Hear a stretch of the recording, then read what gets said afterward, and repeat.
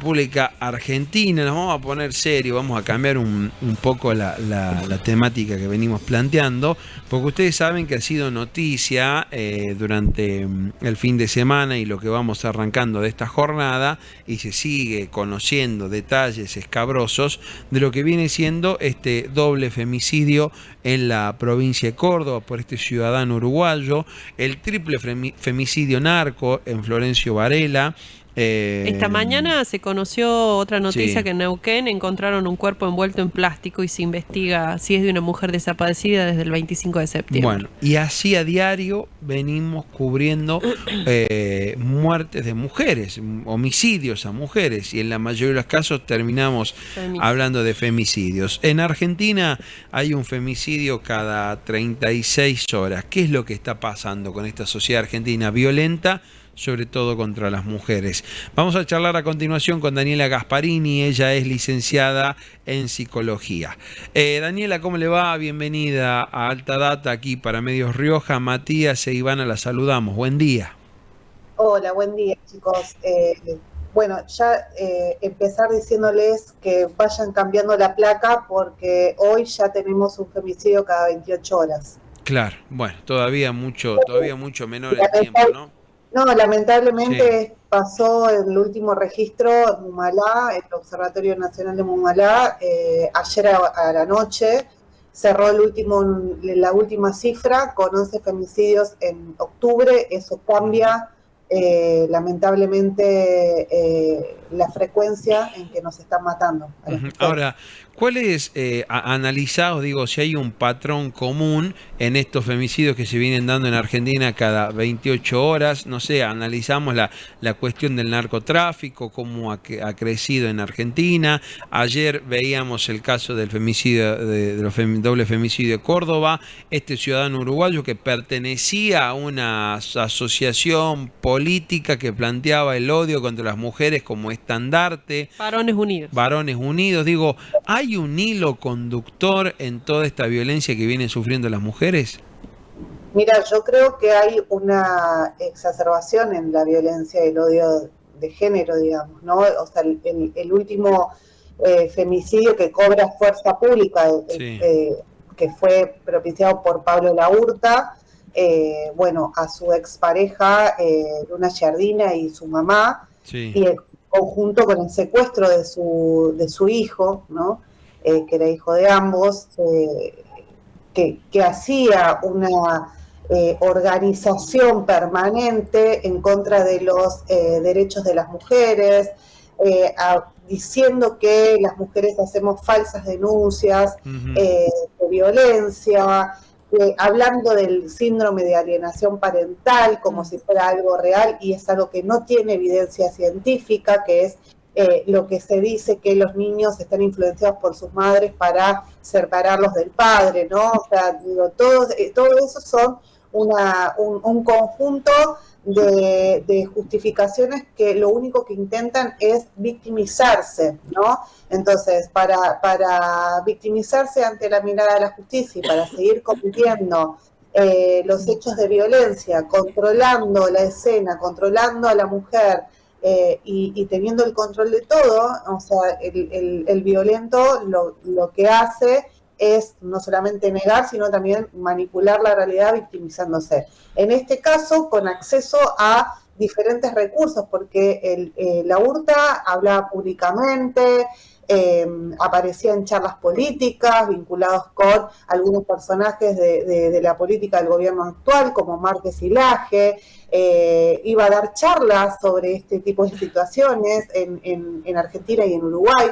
Digo, imagínate el poder público que estaba logrando Laurta y el miedo que tenía Luna cada vez que él se empoderaba en los diferentes medios de comunicación, como son las redes sociales, donde él armó una organización desde donde él se armaba sus propias notas, ¿no? Diciendo por qué él era una víctima y no la verdadera víctima, ¿no? Mientras tanto, ella ponía denuncias por violencia, ¿no? Ella tenía un botón antipánico, había denunciado violencia, había denunciado intento de femicidio ya, él había intentado asfixiarla, y tenía una restricción perimetral. Entonces, hay un montón de elementos que hay que analizar de cómo este doble femicidio es el resultado final de un montón de cosas que se hicieron mal desde las instituciones, ¿no? Por supuesto, y de lo que se dejó hacer como sociedad, ¿no? Porque en esto que vos me preguntás,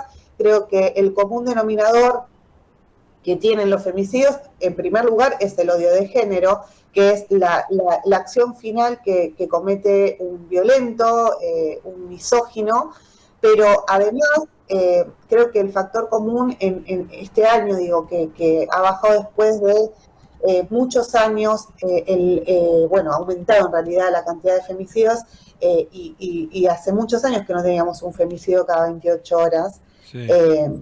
Y lamentablemente creo que tiene que ver con el contexto, ¿no? Con el negacionismo que hay sobre el femicidio, la violencia de género. No nos olvidemos que el ministro de Justicia actual, Cuño Libarona, hace un tiempo quiso eliminar esta figura agravante de femicidio en el Código Penal. Entonces, si se niega la violencia de género, si se niega el odio de género y se niegan los femicidios desde los lugares más altos de poder, entonces se habilita a los violentos y a los femicidas a hacer lo que quieran, ¿no? Como por ejemplo emitir discursos de odio en las redes sociales, que después tiene consecuencias, ¿no? Bien.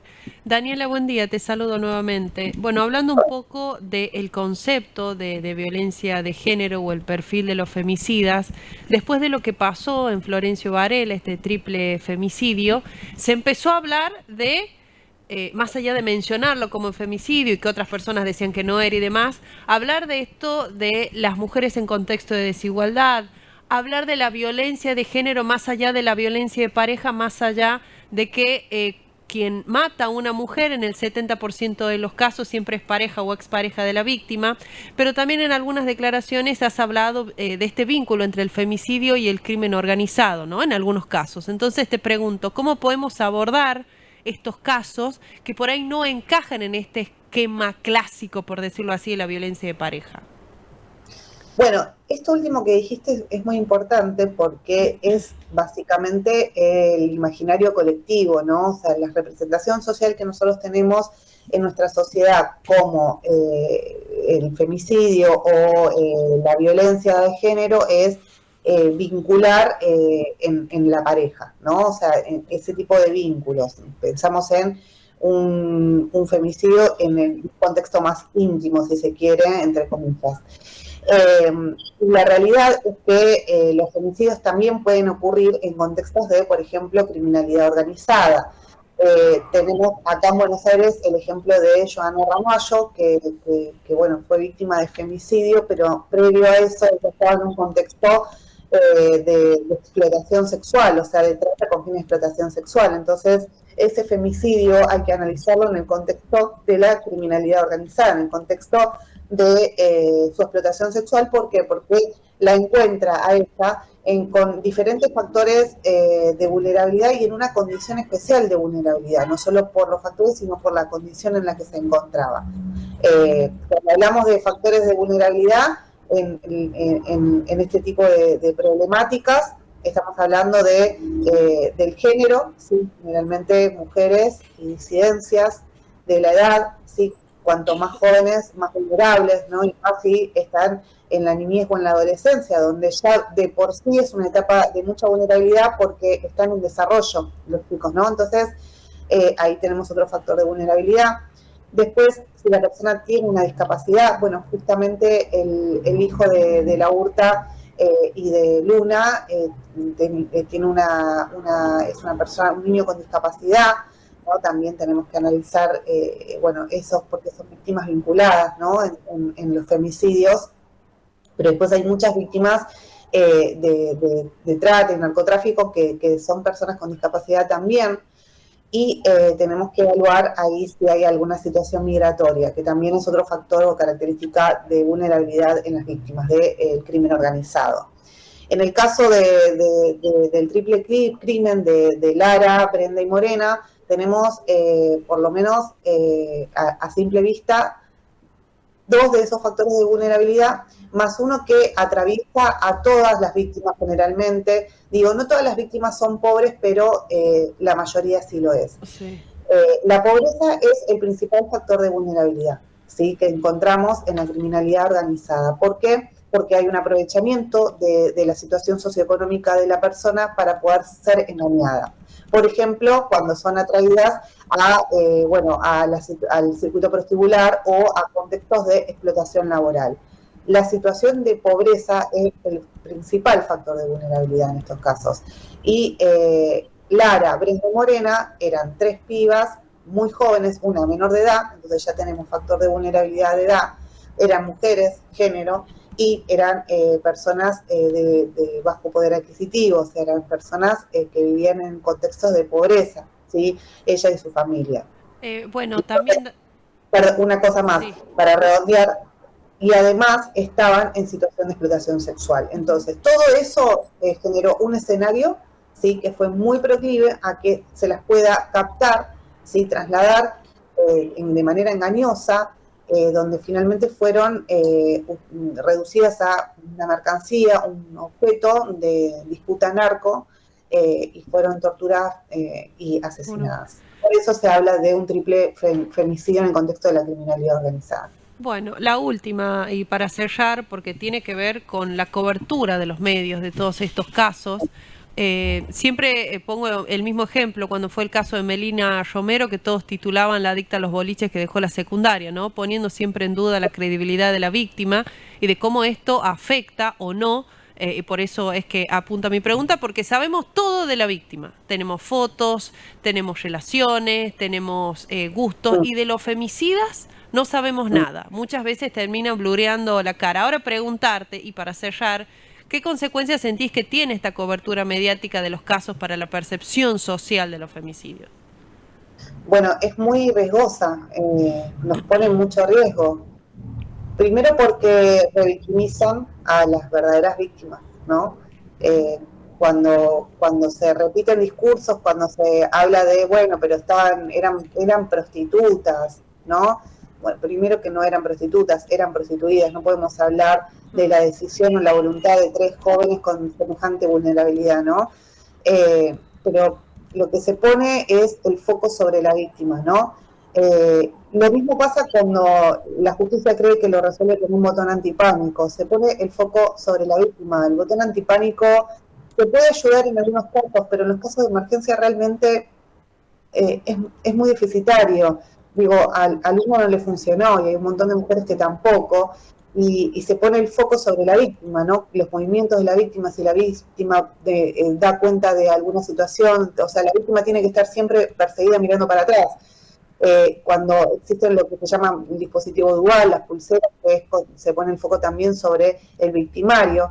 Pero bueno, creo que tiene que ver con una lógica de reproducción de ciertas resistencias que hay, ¿no? A ponerle nombre a las cosas, a ponerle nombre de femicidios, a ponerle nombre de violencia de género, porque de alguna forma esas resistencias siguen operando sobre los supuestos privilegios que deberían tener los varones. Entonces, yo creo que el contexto que tenemos actual, con un presidente negacionista, exacerba este tipo de situaciones, exacerba la violencia, y los medios de comunicación muchas veces, en vez de contactar a especialistas o escuchar a los especialistas o tratar de sensibilizar sobre el tema, quieren imponer su verdad. Algunos periodistas, no todos, algunos medios, no todos, por suerte hay medios como los de ustedes que son respetuosos y tratan de cuidar a las personas y transmitir algún mensaje en la sociedad, que es la función social que debería tener también los medios de comunicación, ¿no?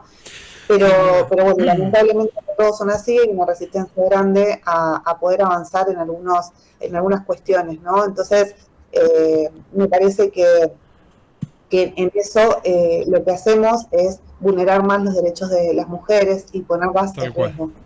Licenciada, gracias por estos minutos, ha sido muy amable.